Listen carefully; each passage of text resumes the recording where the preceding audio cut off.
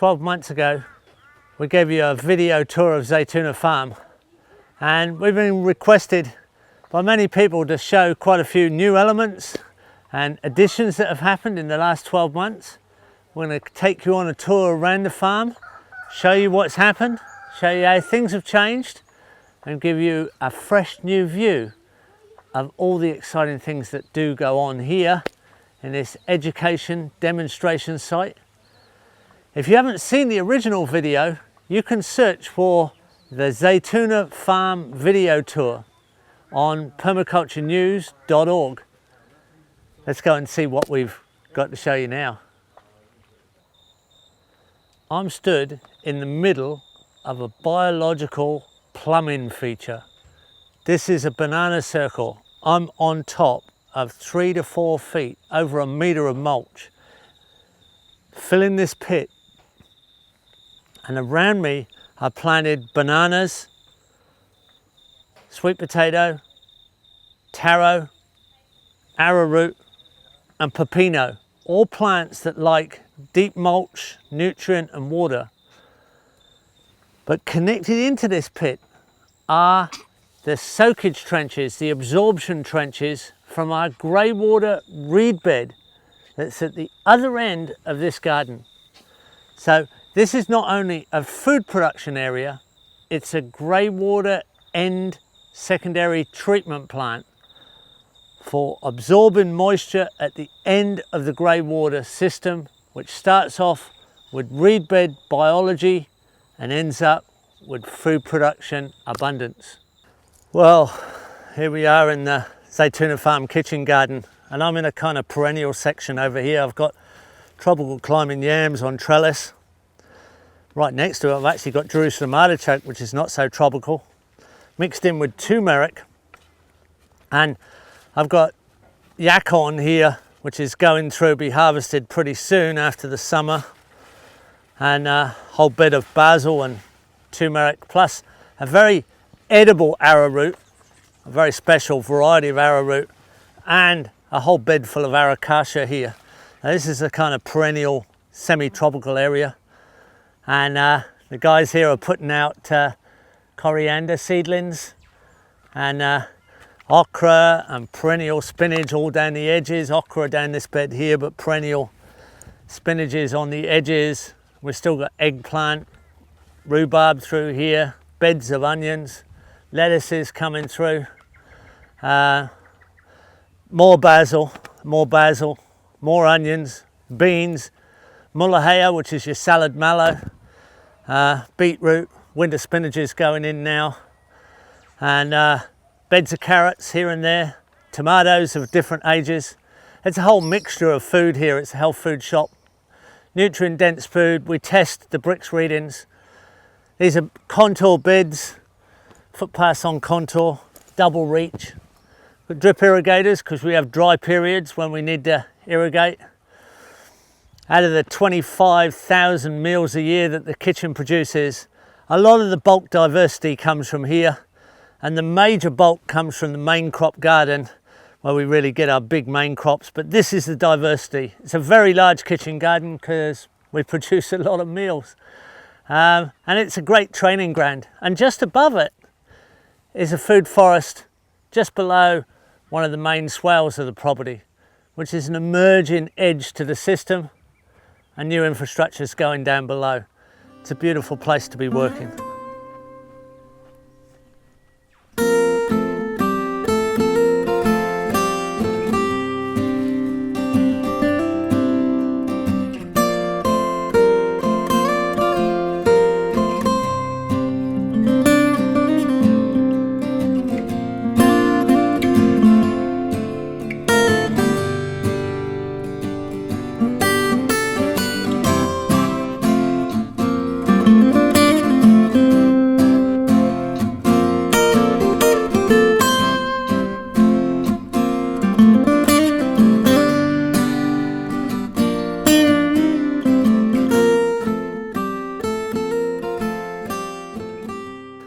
This rampant vine here is a choco, and it's one of the great fruits we like to eat. It's here we have chocos hanging on the vine.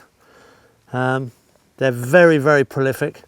Not only can you eat the fruit as a vegetable, you can also eat these unusual looking tips that are soft and tender, and steamed up they taste like asparagus. And after 2 years you can actually eat the root of the choco as well, which has like a tuber on the root. So a very, very prolific and easy to grow climber as an addition to any perennial garden system. I'm stood on the new preparation for a winter garden.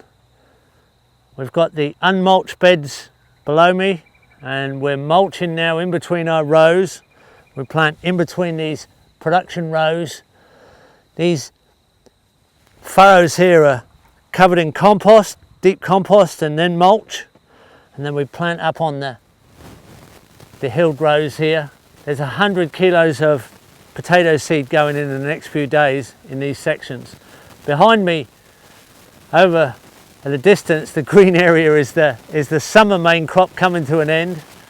There's taro and pumpkins, sweet potato, salad mallow, Jerusalem artichoke, cassava, and a few odd zucchinis and marrows, and it's now turning over at this time of year into our winter crop. I'm going to start planting our broad beans and our cabbage varieties and kales and peas, and major potato time of year. So this is a great time to see the change from summer to winter in this subtropical type gardening system. This is main crop gardening, where we grow our bulk crops. This is the closest thing we do to agriculture, and it's still pretty diverse, as you can see in the distance.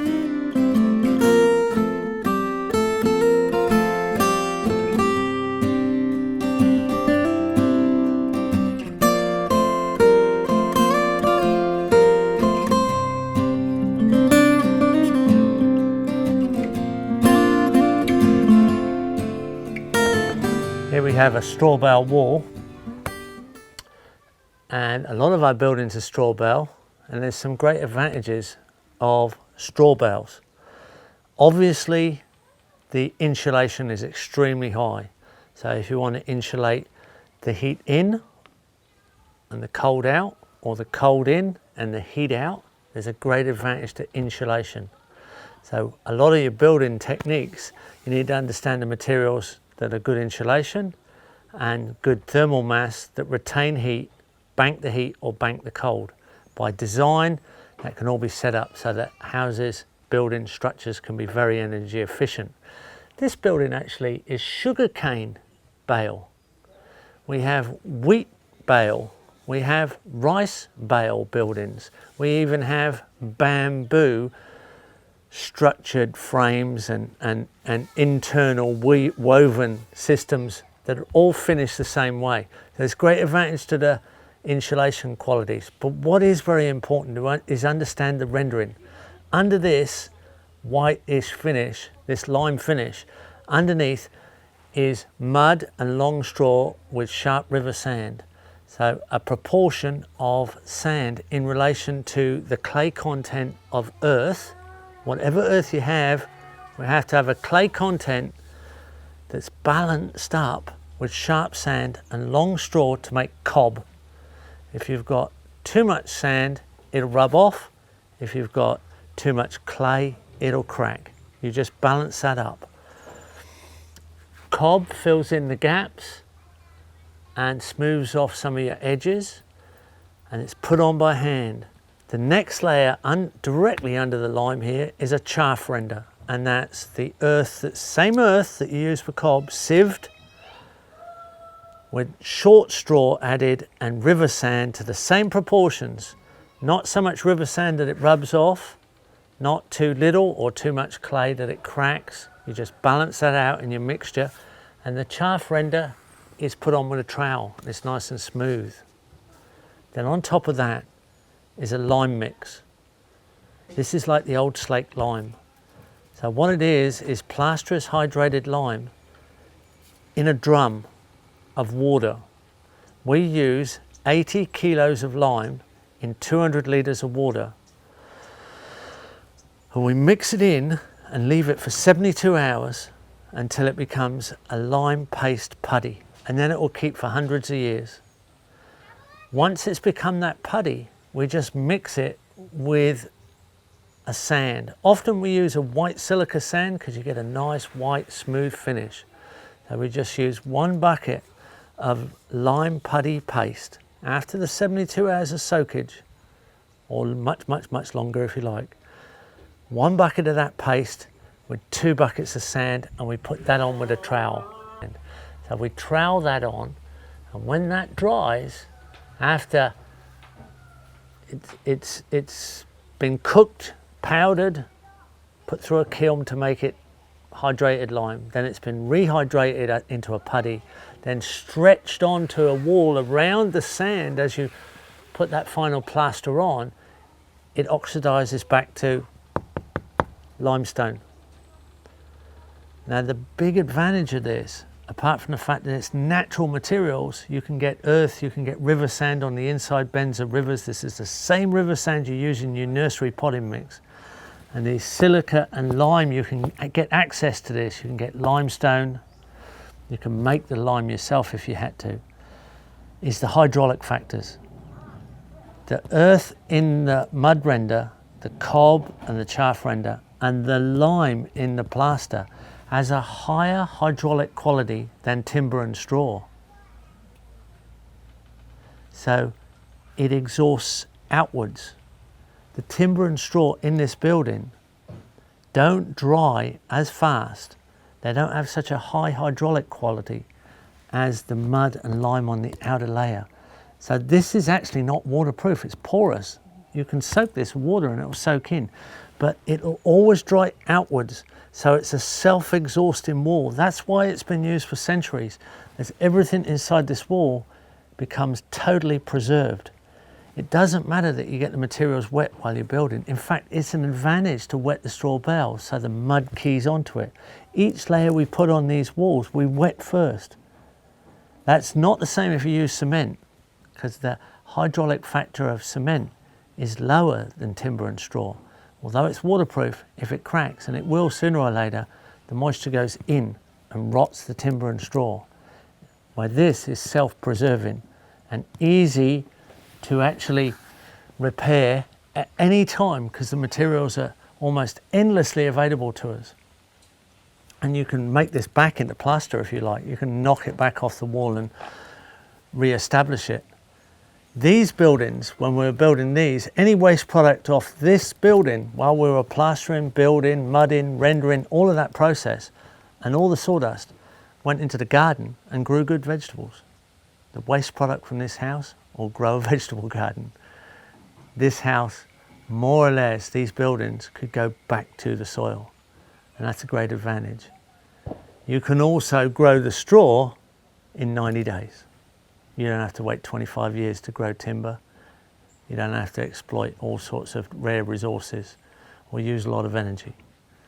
This is a very interesting and lovely building material, and when you live in these buildings it feels very, very neutral and very healthy. Here's an interesting project for our interns. We've got our steel framed camping shelters and we're cob bamboo walling the infill.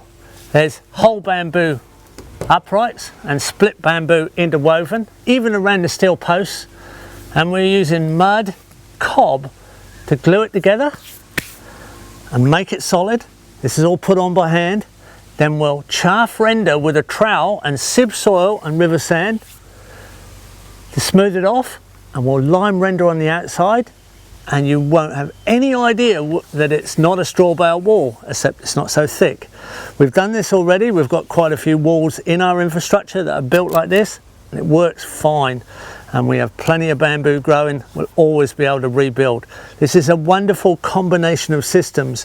The Asian techniques of bamboo, woven bamboo walling, with the old techniques of cob, long straw, earth, sharp sand mix, and then the sieved earth, small straw chaff and river sand troweled on, and then the old liming techniques on the outside. Everything's porous, everything has a higher hydraulic quality in the render than the bamboo or the timber or the straw, so it sucks outwards, has an incredible longevity. No reason why it won't last 600 or 1,000 years. Great technique to show people this is valuable building. Here's our chickens. They're tractoring across this swale mound and down below and getting it ready for our food forest planning. And they're moving every week, preparing this ground, 150 square meters prepared in 1 week by 35 birds. They're laying eggs, they're producing babies. There's quite a lot going on, but they're fertilizing this ground, and here they were last week. These fruit trees and support species have been planted, and we're putting in the ground covers now, and that's going to move forward. In 2 weeks it's going to look like this, because they were there on this spot here 2 weeks ago. Our perennial ground covers coming up. It's been planted as cuttings. Our annual ground covers germinated, and the fruit trees are looking good. It is the right time of year to do this. Then, as we move forward this way, we're actually going back in time. So 2 weeks before, they were here, and this has been planted and it's emerging, and the trees are still looking good, and the ground cover's covering ground. So if we go back again, and you can see a distinct line here. So 1 week, 2 weeks, 3 weeks, 4. And 4 weeks ago they were on this section. And 5 weeks ago they were on the start. So in 5 weeks they've moved through this landscape, just below this swale. And they've brought it all back into productive trees. They're booming along. There's mixtures of fruit and non-allelopathic, non-aggressive timber trees. We're going to really cover this landscape on contour all the way round with a very, very beautiful system, and it hasn't been that hard to do. We've grown our own trees as well, and we're going to tell you about that, how we select our trees in our nursery and how we grow them on, and which species we specialise in planting. So here we have a food forest extension to a swale planting, and no chickens on this one. It's been ripped first, decompaction, conditioning of the soil, and there's mangoes and pigeon peas in place, and there'll be more added. So this is just an extension to a system that's already in place. It's always easier to extend on a system than it is to establish a new system.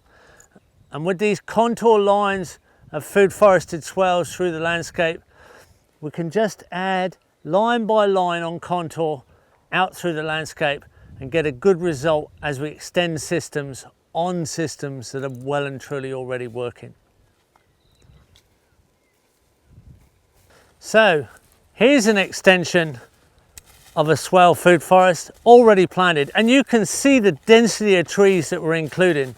A lot of these trees are support trees and they're sacrificial. They can be cut for mulch, but they're really going to take up the space, occupy what would have been weed space and maintenance cost, and then we're going to select the mulch and allow the actual climax trees to come through that we want as the final result. So this is a very easy way to extend on systems that are already in place. A wonderful system. We hope to be reporting on this in the shade in 2 years' time. Here we are in an evolving food forest, and just 11 months ago this was pasture grass, and we had the electric net chicken system here, tractoring along 150 square meters at a time. And it's all changed. Fruit trees are coming up, legume trees, support species, and the ground covers emerging, perennial and annual, moving forward into a really diverse, permanent, forested and productive system. This is something we like to demonstrate for people so they can understand how they can make these permanent, productive changes. Now, over here, there's an emerging food forest here that's only a few weeks old. It's actually about 300 square meters, goes down from the driveway over a swale where there's older trees planted. But all these stakes are on brand new trees. Here's a little pigeon pea, nitrogen fixing medium term. And I'm walking through Lab, a very strong, biannual, sometimes perennial ground cover. It's full of nitrogen on the roots, really rich, and inside of here is a fruit tree. It's in the protection of this lovely, rich ground cover. There's fruit trees all in amongst this system, and there's a mango just here. Now it is starting to get strangled by the ground cover. Doesn't take a second for me to relieve it without any tools. And it's actually like a nursery. It's a nursery of nitrogen fixing cover and shade. And underneath here, there are perennial ground covers which are also sheltered and shaded by this sort of temporary cover. This is only a few weeks old. It's just emerged. Here's Singapore daisy. A lot of people don't like it, but it's a ground cover that's very, very strong and creates that fungal dominated soil that trees love to grow out of. So we've got layers of succession here coming through. Here's a little red ground cover called Macuana. It's a longevity herb. It's actually a good ground cover. It's a herbal remedy, a brain food actually. And here's a chocolate pudding fruit, a black sapote, nicely sheltered. I don't want to expose it too much. It's new and young. This fertility has been jumped into situation. This situation's been boosted by the chickens tractoring across here just 1 week, gone, plant, emerge, permanence. If we cross over the road here, there's another food forest that's about a little over a year old, about a year old. And it only had a cow cell on it, didn't have the chicken tractors on it. And we've recently planted in here more ground cover. This was one we did quite a lot of research on, and it's going pretty well. And the ground cover's emerging. So we've got extra switch into Lab, just like that one. And it's going to dominate over the weeds just like that one and give this a boost into its next layer of succession. And there's a swale just above it. So this whole area of mixed fruit trees will emerge into a shady, productive forest. Eventually you'll be driving through a food forest either side of the entry to the property here, and there'll be a beautiful, wonderful system. Let's have a look at this food forest below a swale and how they emerge. This is just above the kitchen garden, and it's recently been ground covered again as it emerges through to permanence. More and more perennial ground cover taking over now, and we've got climbing yam going up some of the legumes. We've got guava on the fruits here, and it's starting to get to be that real foresty sort of feel in here. You're not going to stop it now. It's going through to permanence, and there's one or two volunteer legumes here and there, but it's going to fill all its own gaps as it goes through and becomes a permanent forest of productive food. These are contours all the way through the landscape like this that are just emerging in succession, so we can show students year after year the different events of these systems as they become a little bit untidy, then they get a little bit more stable, and then get a little bit untidy, then go through, be a little bit more in control, and eventually they go through quite quickly actually into something that's like the Garden of Eden. Here we have the annual or biannual ground cover, and it's controlling the ground in this space. There's even little ice cream beans germinating underneath here. You can see these little fallen fruits are germinating in this ground cover, but it's leading to, and we're designing and aiming it to, a perennial ground cover. This is Singapore daisy, and this, like all perennial ground covers, traps the organic matter. It traps the woody material, and that creates a fungal dominated soil. And here they are. Here's the testament. Here's mushrooms growing out of the edge between the fungal dominated and the slightly less fungal dominated ground covers. This ground cover will take over from that one by our design and go through into a permanent system, supporting the forest until it's shaded out by the forest itself. One successional element leading to another, ending up in infinite permanent productivity. So here we have a complete carpet of perennial ground cover on the ground, and it's our living mulch. We've got Brazil cherries, black sapote, chocolate pudding fruit, mango, jackfruit, ice cream bean, climbing yams, new recruitment of legumes, all producing mulch and chop and drop. We've got a big avocado just there, tipuana tipu. There's a whole mixture of sort of out of zone, low maintenance food forest, and the low maintenance is definitely because we've got this perennial ground cover. And when you get down under the ground here, onto the ground, through under the cover, this ground cover is just trapping mulch, it's trapping organic matter. It's full of leaves, it's full of organisms that are breaking down leaves. There's sticks under here and they're all rotten. This is the forest, the fallen forest that grows the trees, and it's the ground cover here that helps the conditions that break it down, that make the fungal response happen, that convert it to a fungal dominated forest type soil.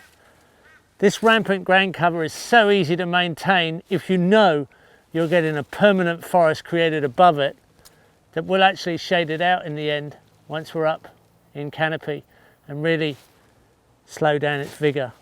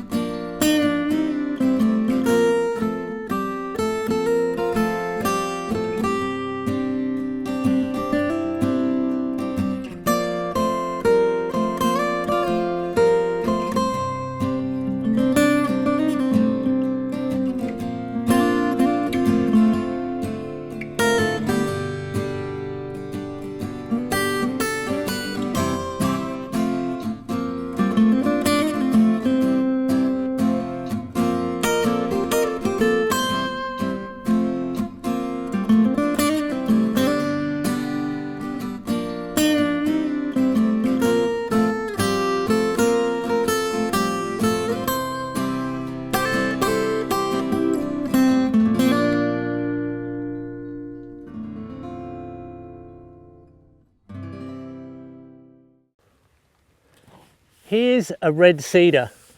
This is one that's actually come through our nursery. We've collected the seed locally, we've grown it out through the polytunnel, through the shade house, through the grow out area, and we planted it out on the edge of the forest, and it's growing into quite a nice fine specimen. This is the tree that the forest was logged for originally. This was the high quality timber that the first timber getters came in to actually take down the forest for. And we're replanting these back in the landscape, and this tree will be harvested as timber, possibly by Latifah here, my daughter, or her children. This is heritage. I want to take you through that whole process of how do we select trees, how do we run our nursery. This is our style of nursery on this property. This is my style of nursery, so that we get a good result for a low input of energy and a selection of species that we know are going to work. We often trial a few unusual things, but we mainly run on phases of abundance that we extend through our systems. Let's have a look how all that goes.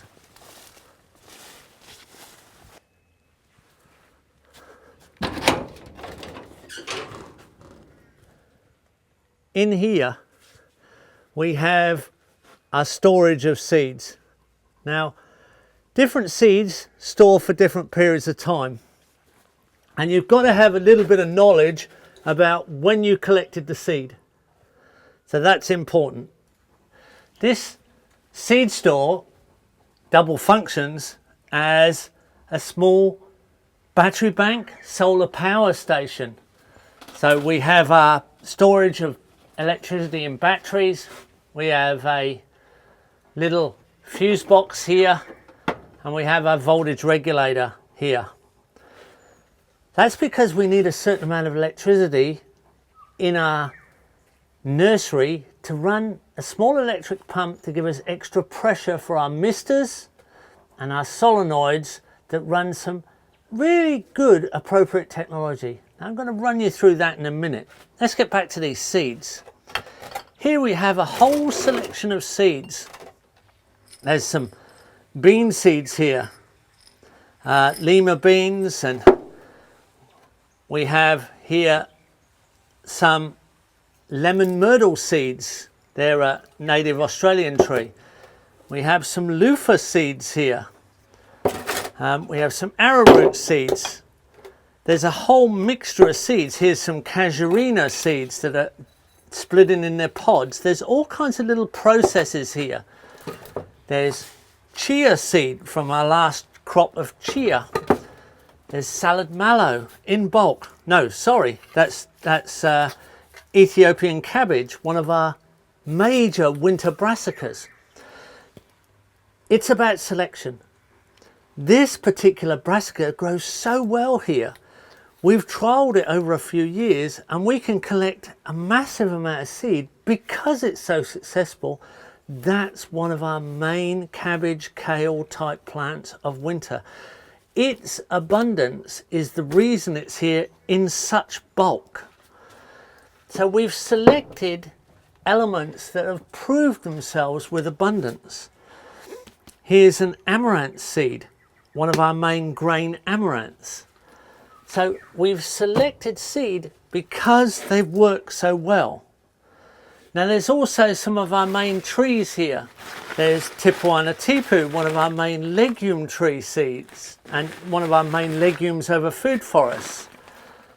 It stores, but one of our other legumes, ice cream bean, doesn't store. So as soon as it comes off the tree, it has to be planted. That's a necessity of that plant, but a very successful one.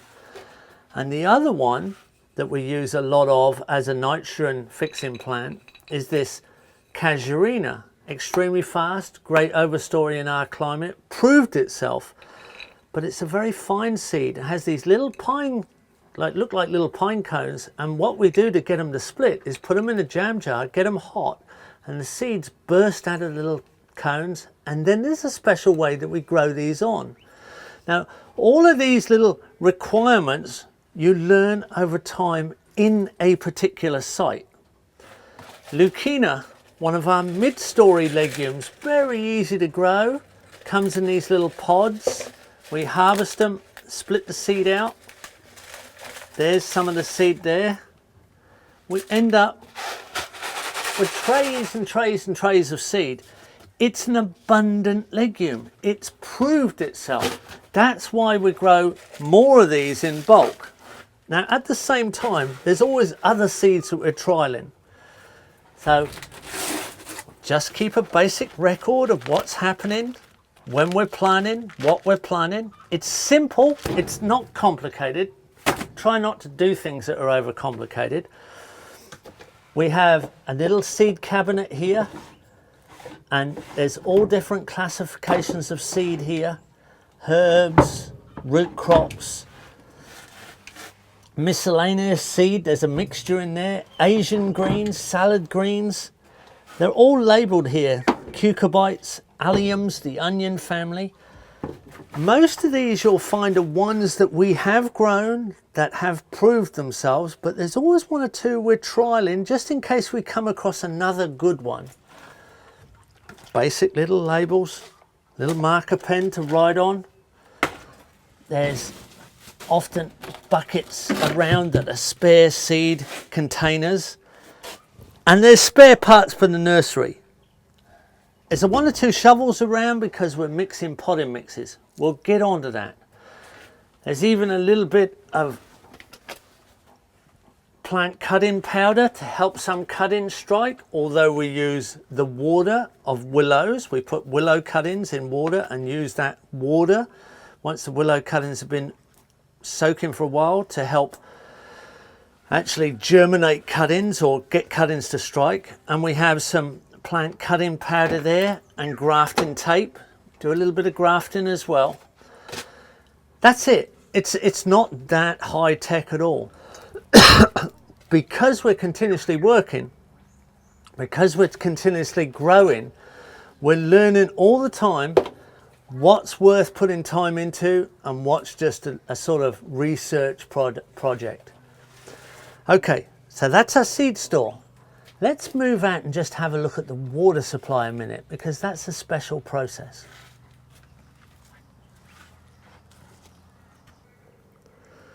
Now here we have our main water coming 20 meters downhill from gravity, from dams up on the top of the property. And there's quite good pressure. That's the gravity pressure. But because it's biologically rich water, has quite a lot of biology in it. And we want to run very fine misters in the nursery. And we want to run some automatic misting systems because we just don't have the manpower, especially in the Western world, for people to be absolutely on the job all the time. So a little bit of appropriate technology. We've got a disc filter here. Inside here is a big disc filter, and that takes out all the organic sediment. We can switch that off. We can take this disc filter apart. It's specifically chosen for its size in relation to the amount of water we have in these pipes at the head pressure. People advised us on what size to get. Once a month we have to take it apart and clean all the discs. So this allows the water to go through and get cleaned of all the sort of residue that comes out of natural biology and natural dams. Because of that, the pressure's reduced on the other side. And to get our misters to work really well, we need a little bit of electricity. Hence our battery bank and our solar panels out in the full sun next to the nursery. Here's our solar array, and this gives us the energy in that charging that battery bank to run our solenoids, our timers, and our little electric pump. Make sure we get a nursery that really does work 100%. So under this cover is our little pressure pump. This is running on the solar electricity from the battery bank. Built up pressure here. As soon as any water is demanded, it cuts straight in. So it's a a pretty basic system. There we go. We've got the electricity coming in under this cover and a couple of little 12 volt, actually 24 volt solenoids that pick up the automatic misting system. It's not that high tech, but it gives us that pressure that gives us a 100% result of humidity in the polytunnel. So here's our pot storage, and as you can see, they're nearly all recycled and they keep being recycled, and we don't bother sterilising pots. So from here we pot up on the table and take out the plants or seedlings out to distribute through the grower areas of polytunnel shade house or outside hardening off area. So it's as simple as that. It's a table and a pot storage next to our seed store. We've got a water supply right here as well. Now we're starting to get into business. So we also have a supply of planter bags. Some of them are right up to 100 litres in size. They're big bags because we're transplanting things like large bamboos at times, and we're growing trees to a bit of a size. Mostly we use pots, but we do have a supply of bags. Let's have a look at the potting mix. Our potting mix is a mixture of sharp river sand and sieved compost. And we do different grades. If we've got a really rich rainforest type plant, we'll go up to 50% sieved compost, 50% sharp sand. If we're going to a really fine seed like a eucalypt, or as a vegetable something like a carrot, which you don't normally grow in a seedling, but fine seeds, we add more sand. So the proportions can go 10 parts sharp sand to 1 part sieved compost, right up to 1 to 1 for a rich rainforesty type plant. The general rule is the smaller the seed and the more arid the area it comes from, the higher the proportion of sharp sand in there. And this is important that it is sharp sand. It's gritty, it's sharp. It comes from the inside bends of rivers.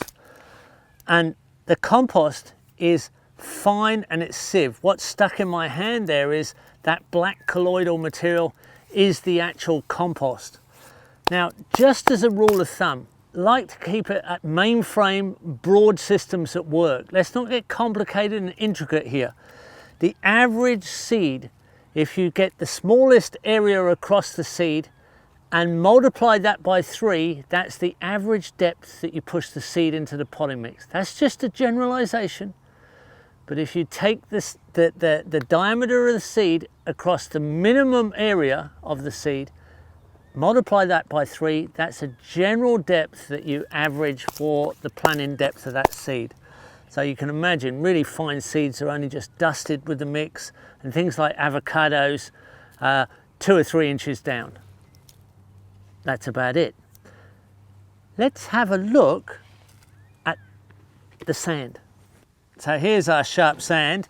Latifah likes it like a sand pit. She doesn't mind playing in the sand here. But this is a really coarse river sand. We collect it from our own river, right, from our own creeks in this area, just on the inside bends. Make sure there's no clay in it.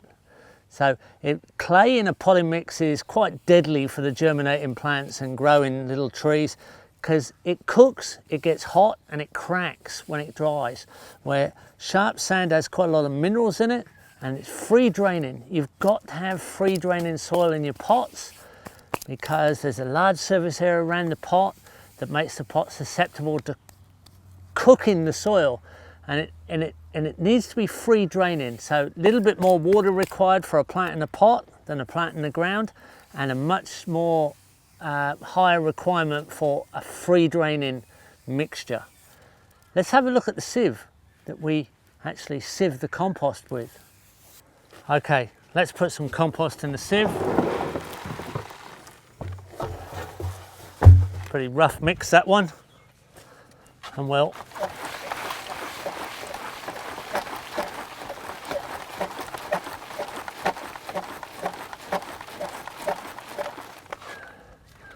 And there we go.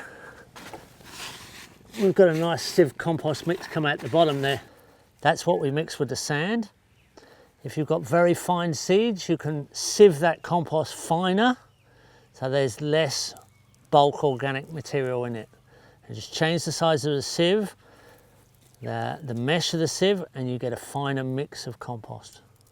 Okay, so here's our polytunnel. Could be a glass house if you had one. Different climates, different nurseries at times. Here's our real little babies. There's little tiny seeds in here. Actually, here we have some jackfruit seed. Now we're going to go and plant a jackfruit later that we've grown out, but this is the jackfruit seeds here that we've seen collected. They're on their way through. So, vegetable seeds, little tree seeds, a whole set at the back here of ice cream bean. The ice cream bean, like I said before, has to be germinated immediately that it comes off the tree. Now here we have a little tiny stainless steel mesh and a little pivot, and if it gets wet, it gets weighed down. When the atmosphere in here dries out and the moisture in this little pivot system releases from the stainless steel mesh, it gets lighter, it lifts up, and when I do it manually, you'll see what happens there. I start getting wet in a mist from all the misters, and so do all the plants. Now, as soon as there's enough water on this stainless steel mesh, bang, down she goes,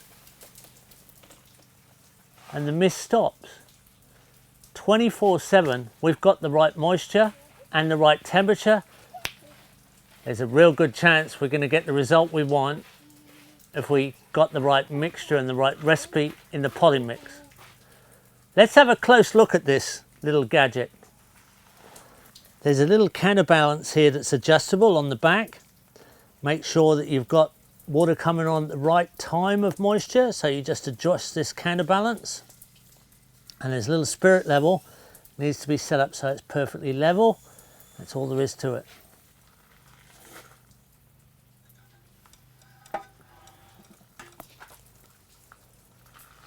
So we also use cages because we can have problems with mice and rodents getting into our young seeds. They come and dig the seeds out for us, which we don't like.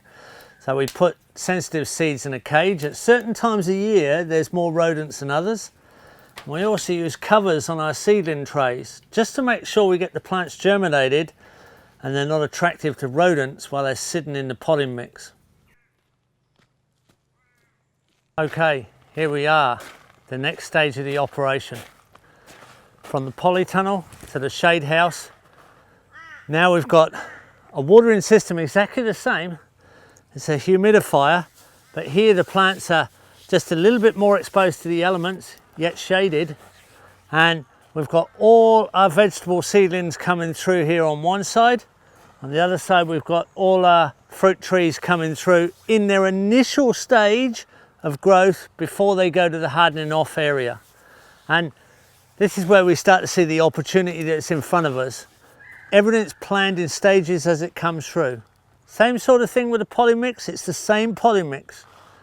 Come on in, let's have a look around. So here we have legume trees all coming through. More legume trees coming up. Lucina, bauhinia, a custard apple here, pigeon pea, black sapote, Davidson plum, an Australian native. And we go on through other natives. There's vetiver grass there. And down at the other end, we have a worm farm. The worm farm gets irrigated with everything else. And all our weeds that come out of our pots go into our worm farm and get converted into fertilizer that comes back to the nursery. Here's our worm farm. It's just a bath up off the ground so we can get a pot underneath. Here's our worm juice. Great fertilizer. We can put that directly onto the plants, or you can water it down 10 to 1, 20 to 1 even is still good fertilizer. And you can use it neat like that because it's getting irrigation water coming through it all the time. must be well drained. The plug hole in the bath must work well. Now in here are all our weeds from our pots and weeds from our nursery where we're cleaning up. Have a look at these, Latifah. Look, we've got little worms. That worm there, see that one? Oh, there, look at that. What's that? Tell Craig what that is.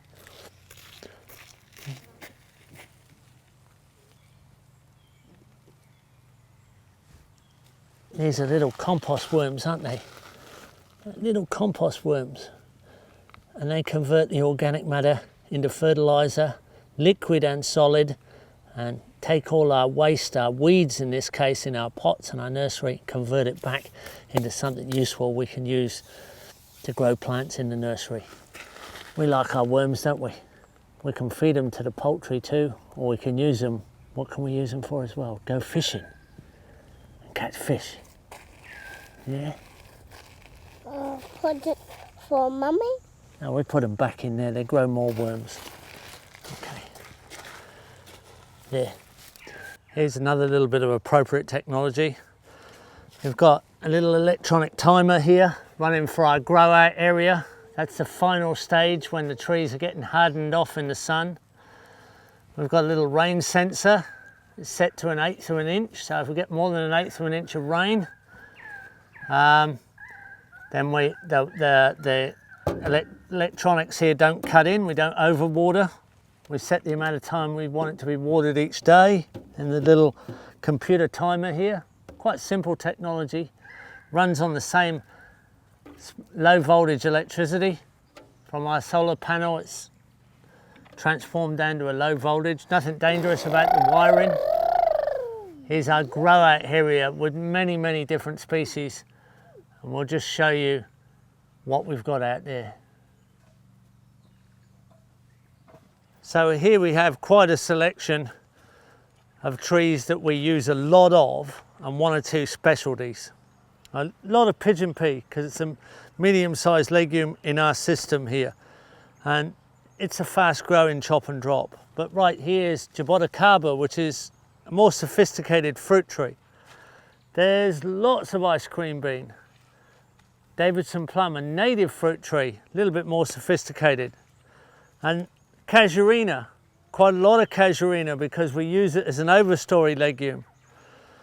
Bauhinia, a medium story legume we use a bit of. Tipuana tipu, but here's pomegranate, and there's guava, and here's bunya pine coming through. More guava, more bunya pine, and here's citrus. So citrus that we graft, and we graft on from a very hardy bush lemon. We graft on mandarins, grapefruits, oranges, whatever citrus we want. We can graft them in the nursery, or we can graft them out in the field. So we can plant our bush lemon, just cut them off so there's no leaves, and take a mature growing tip off a tree that we know has a particular quality and graft it on with grafting tape. These citrus that we choose to grow as the starter, as the rootstock, are so hardy, if the graft doesn't work, they just re-sprout. We can graft again later. We don't go for hard systems, we go for systems that we can extend the abundance. There's some scented basil here, there's some mugwort here, there's some lemongrass here, just a few herbaceous plants. So we have a whole row here of gramachama, a fruit tree we grow a lot of, and wampi. And we have a large forest tree here, black bean, a native Australian tree, and large bunya pine. There's a whole mixture of stuff here. There's some Brazil cherry down here in front of me. And what I have right here, another tree that we like to extend out, like our mangoes, which have mostly been planted this year, we've got one jackfruit left. Here's our jackfruit, the last one this summer to go in. We're going to show you how to plant this tree from the nursery now into the ground. Well, here's one of our jackfruits, and it's a very long-lived tree, potentially can live for many hundreds of years. This one's got just a few more years to go before it starts fruiting. Comes from one of our seed-grown trees. We just keep putting these in. It's a A well-known tree originates in the Indian subcontinent, where they say a good jackfruit at maturity will produce 500 kilos of fruit, and an exceptional jackfruit 800 kilos of fruit a year. You can eat the seeds as a vegetable, you can eat it immature as a cooked vegetable, and you can let it mature and ripen as a fresh fruit. And at the end of its life, this is a beautiful furniture timber, window frame timber, and it's a very beautiful yellow fine grain, an exceptional tree. It's also a good forage, and often the leaves are used to feed deer, where deer are kept in captivity, and also cattle. So a good forage tree as well. A real multifunctional element in a permaculture system, and we've got quite a few coming on. This is one of the larger ones so far, this one's quite low in the property because they're frost tender, won't take too much frost. We've got quite a few up on the top swale system. I'm up here below the top swale on the property, and I've chosen a spot to plant a jackfruit. And I'll show you how I plant trees in the subtropics, my fruit trees, which I give a little bit of attention to. This tree could live for quite a few hundred years. I'm willing to put a bit of extra effort in. This area is covered in a perennial ground cover. This is Woodleia, Singapore daisy. A lot of people don't like it, I love it. It controls the ground beautifully and creates that fungal dominated soil. So Latifah and I are gonna prepare the ground. I've got my rice knife, classic tool for the permaculture food forester, the rice knife. This is quite a good high quality one. We use all sorts, and they're sold on our website, but your choice. It's a great tool. Everything you hold you cut. Can't cut the wrong thing. I can just easily cut a hole through the Woodleia here. It's much easier than all the weeds and grasses that normally dominate our landscape in the pioneering mode. So it's a friendly pioneer for us by design. I cut myself, I don't need a really big hole here in the Singapore daisy because it's actually part of my control measure there, and the soil's beautiful underneath. Got a lovely moist soil. I've already, there we go Latifah, look, already gone through a worm. There's already a wobbly worm there. So you can value your property in the density of earthworms, and you can increase the true value of a property by the indicators of earthworms. Now I'm just gonna loosen up an area of soil that'll take the tree in the pot. So that's about the right size. I'll take that divot of soil out there. Yeah, put him back there, he can work with the soil again. That's it, good one. Now, I'm going to dig a hole down as far as the depth of the pot and a little bit more. I'm going to bring the loose soil out on the lower side because if there's any surplus, I'm going to make a little bit of a dam wall of soil below the tree. And I'm not going to polish the sides of the hole. In other words, it won't be a smooth hole. I want a rough hole. I want something for easy side lateral penetration of the roots. The roots can grow out sideways and down through kind of loose soil. So this long handle post hole shovel, this is what we call in Australia, long handle post hole shovel. Ideal for this job. I've got kind of a star shaped hole. It's not a square hole, it's not a round hole. It's got rough raggedy edges and it's quite rough and loose at the bottom. And I think our tree will sit in there just nice. So I clean out a little bit of extra loose in the bottom here, making sure there's a bit of loose right on the bottom of the hole. What we got there?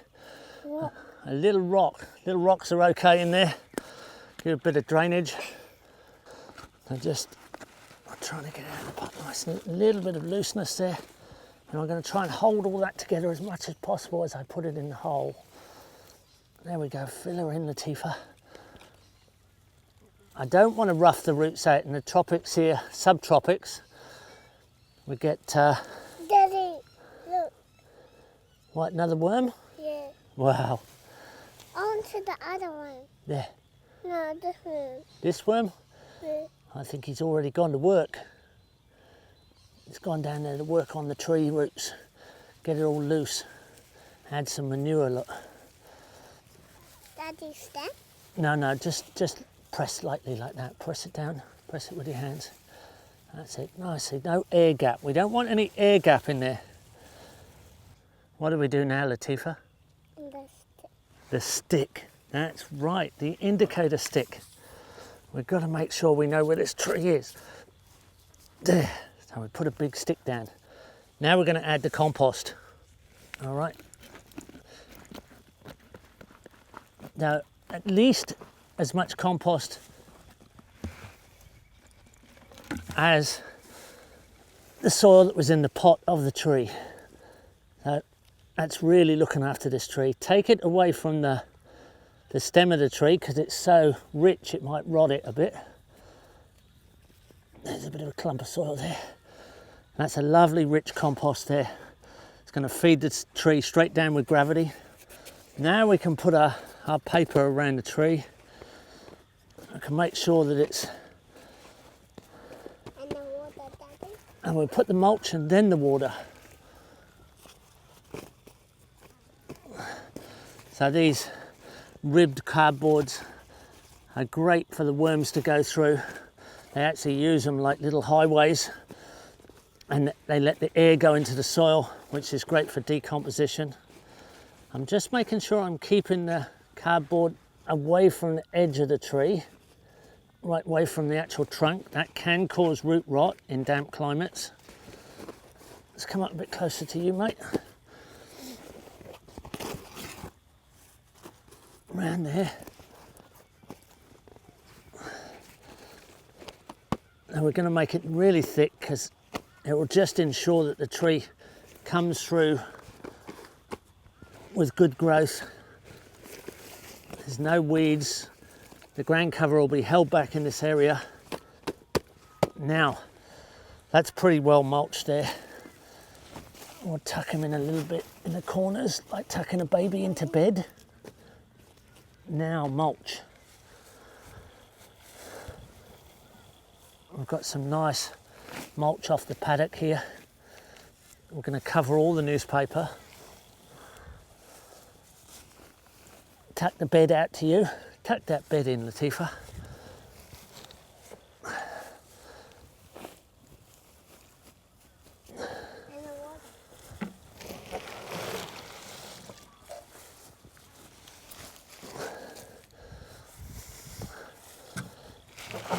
I've got some Leucaena leaves here which are high in nitrogen, and to make sure they're there. Not leaves, pods, some Leucaena pods from some of our prunings. That'll add a bit of nitrogen to the mulch. We'll tuck them under. I'm going to look after this tree pretty well. Now we have our water, and it's actually got some worm juice in it from the worm farm as well. Daddy? Oh, which Nadia will probably worry about Latifah washing her hands in, but it's probably quite fine. So that's worm juice and water and worm juice. We'll get some clean water from the dam in a minute, eh? There. Now, that tree is well planted and stands a really good chance of going through.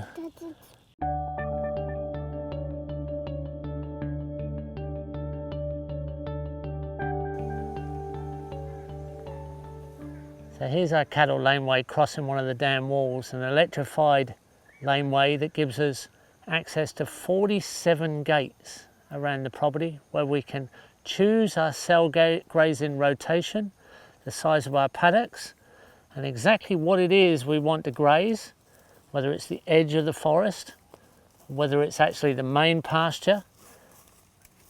And with this system, we can thread our way through the complex set of elements on a polyculturally diverse farm, typical of permaculture, a typical productive ecosystem.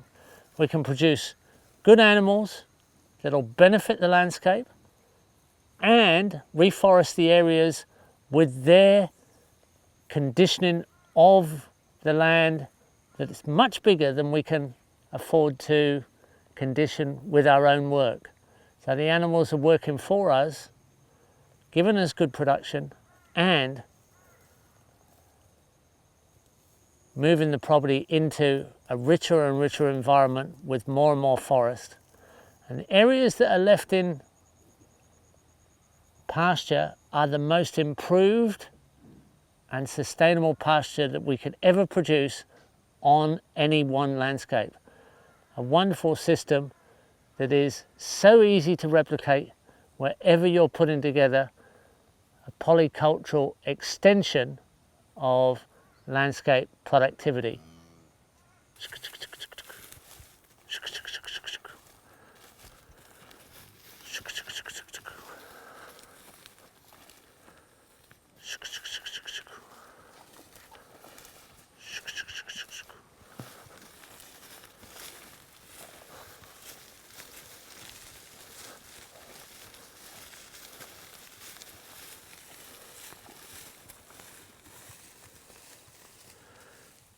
Typical cell, only about half an acre, got a little bit of shade, tree cover. Tomorrow we move these cows into another area, small area, they'll only be there a day, then they move again. They don't come back to this area for at least 50 days. In that time, the pasture's better. Areas that we want to reforest will have crash grazed and reforested. Probably do more work than any other element on the farm.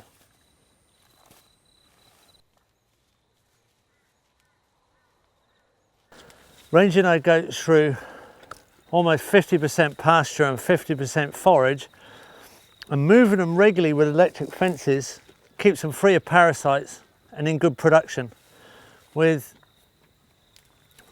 milk goats as our females, Sayans, and a boar goat, a meat goat, buck, we get a good milk production and a pretty good cross milk meat goat baby that we can butcher and put through the kitchen. So we get good milk and quite good meat all out of the same production flock.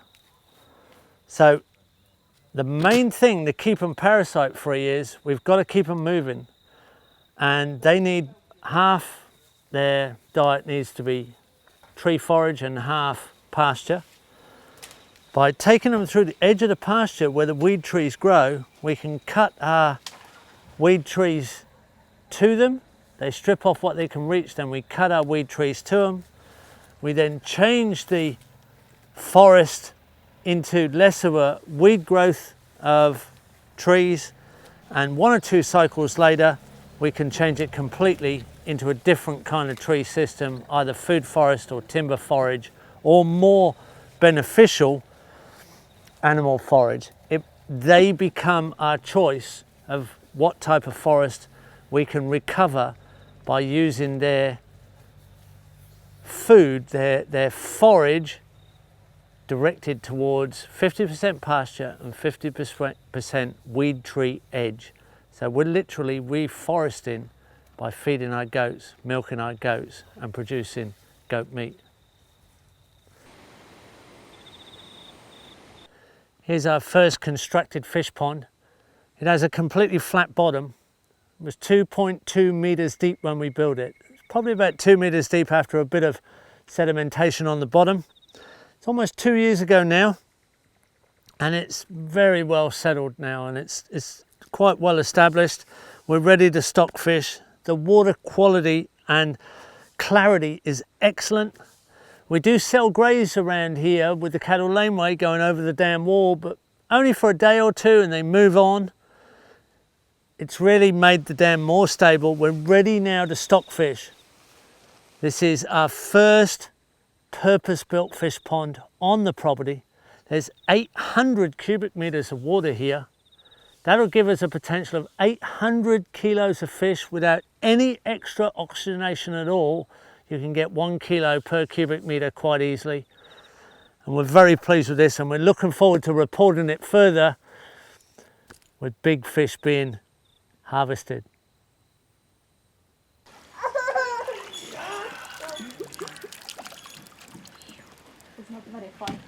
Daddy, kill him. Fresh food. Straight out of the water. Straight into the kitchen. And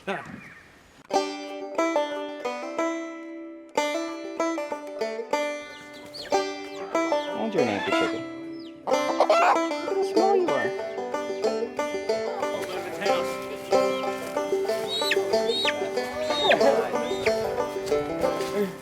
Chicken!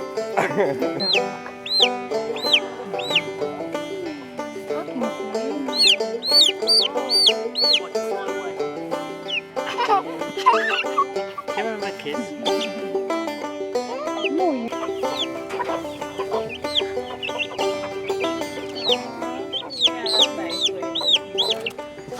I'm about to set a broody chicken. I've got some nice dry hay here, straw and mulch.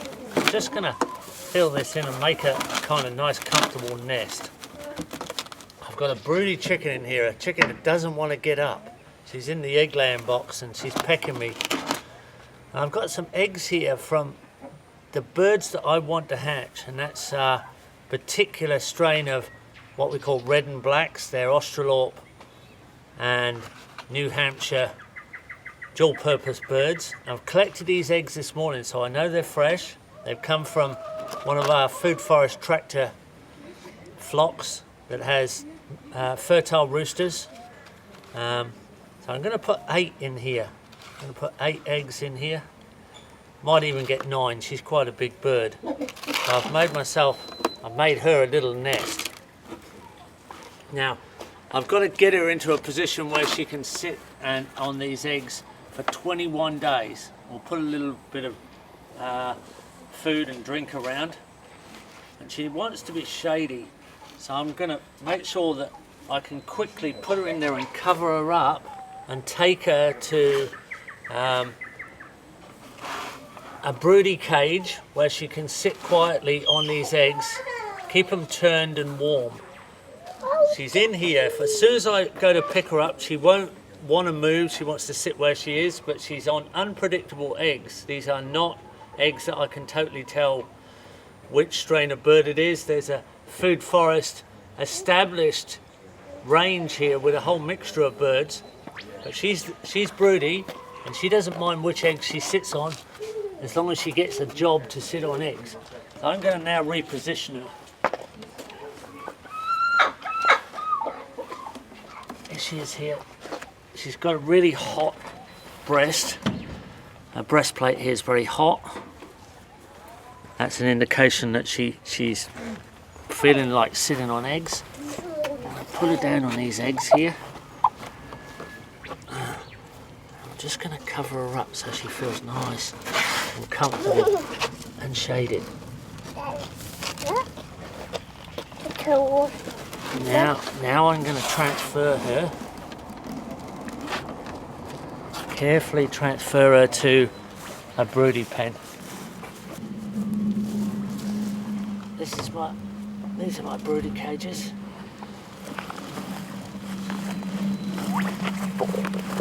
She'll be quite comfortable in here.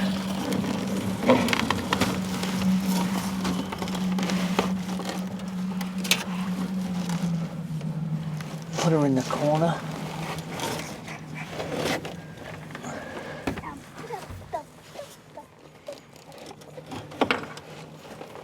She'll feel quite quiet and shaded. We need her to sit there for at least 24 hours. Once she's sat for 24 hours, there's a good chance she'll sit for 21 days, and then baby chickens will emerge.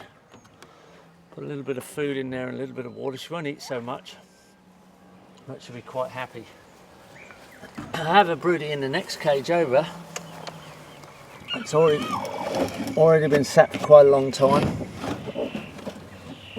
And you can just come around here. You can see she's sitting there.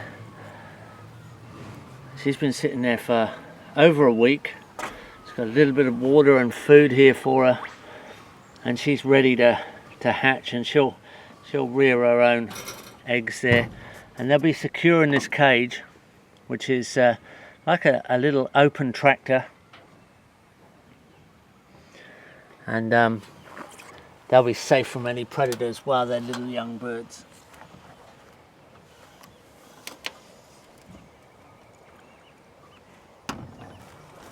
These are some of our young birds that are about a month old now, and there's 2 mothers in here, and they're very safe. They don't get scratched by the big birds in the pen, which means they get accidentally knocked by big birds or scratched. They're in there just with their mothers, and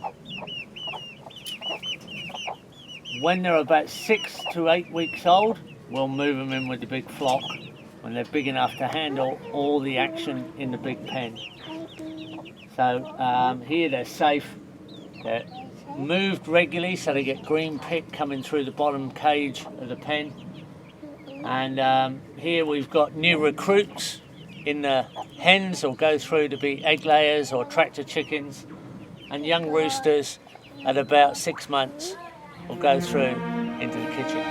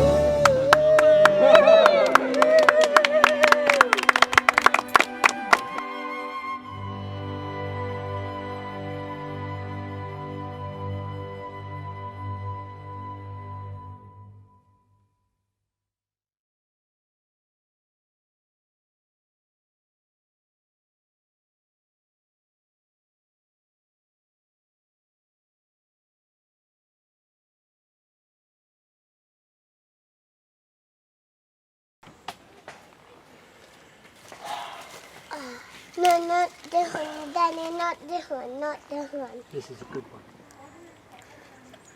We've got trees that grow ice cream. Whoa. And they fix nitrogen. That's Daddy's bit. Yum. Yummy. And we've got seeds to plant. Where are we going to plant those? In the nursery?